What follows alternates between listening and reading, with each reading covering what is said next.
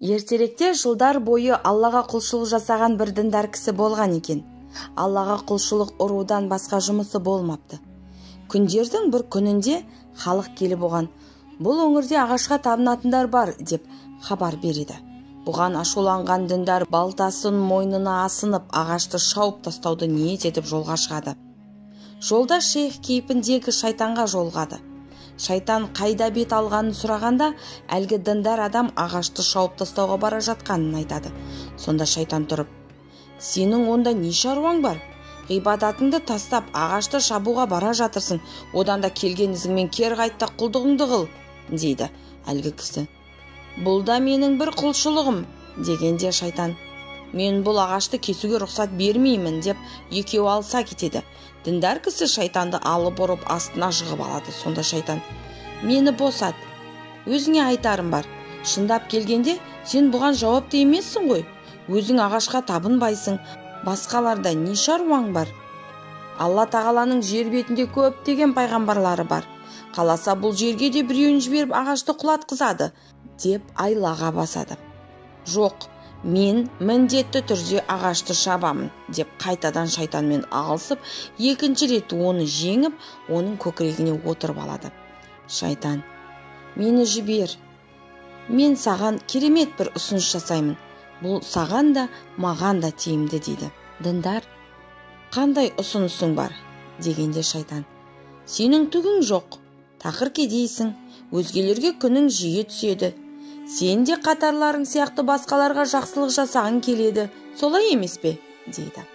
"Иә, жасағым келеді" дегенде шайтан: "Олай болса, сен бұл істен бас тарт. Үйіңе қайт. Күнде таңертең бас жағыңа 2 алтын қоямын. Бұларды қалағаныңша пайдаланарсың. Қаласаң кедей кепшікке үлестірерсің. Бұл сен үшін ағашты шабудан артық.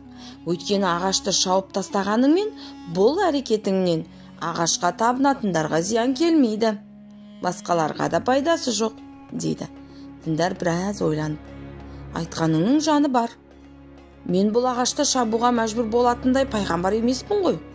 Алла тағала бұны шап деп әмір еткен жоқ. Шаппасам оның бұйрықтарына қарсы шыққан болмаймын.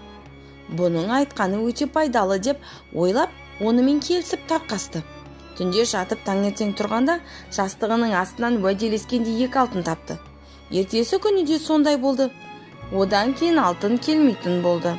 Алтындардың сап тыйылғанын көрген діндар ашуға мініп қайтадан балтасын алып жолға шықты. Жолда әлгі шейх кейпіндегі шайтанға қайта жолығады. Ол діндардан қайда бет алғанын сұрағанда, ағашты шабуға бара жатқанын айтады. Шайтан оған: "Енді сен ол ағашты құлата алмайсың" деп екеуі тағы да алыса кетеді. Бұл кезекте шайтан діндарды қалпақтай ұшырып кеудесіне мініп алады. "Алған бетіңнен қайт, болмаса сені өлтіремін" дейді.